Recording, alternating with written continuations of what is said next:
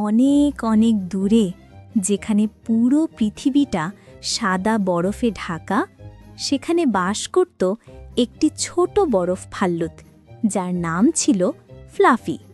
Fluffy তার মায়ের সাথে থাকত।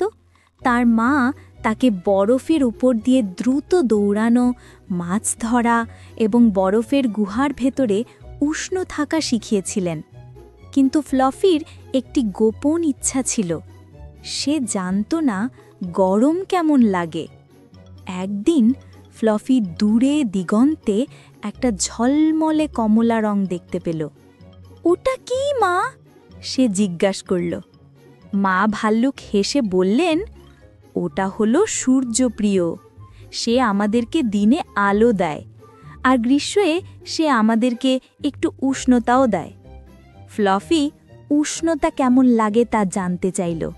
সে একা একা হাঁটতে শুরু করল সূর্যের দিকে।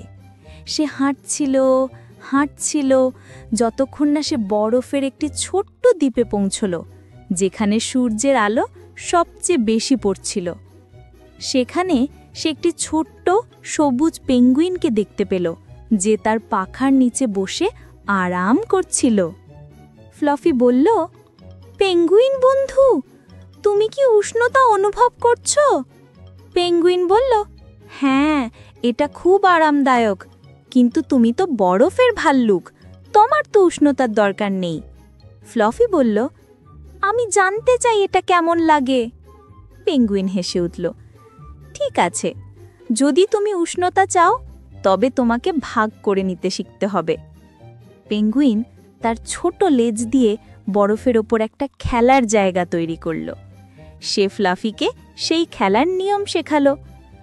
প্রথমে একটি বরফের ঢাল থেকে নিচে স্লাইড করতে হবে, তারপর একটি বরফের বল গড়াতে হবে, শেষে তারা একে অপরের দিকে আলিঙ্গনের জন্য দৌড়ে যাবে। ফ্লাফি পেঙ্গুইনের সাথে স্লাইড করল, গড়ালো আর হাসল। যখন তারা আলিঙ্গনের জন্য দৌড়ে গেল, তখন ফ্লাফি হঠাৎ অনুভব করল তার লোমগুলো কেমন যেন নরম আর উষ্ণ লাগছে।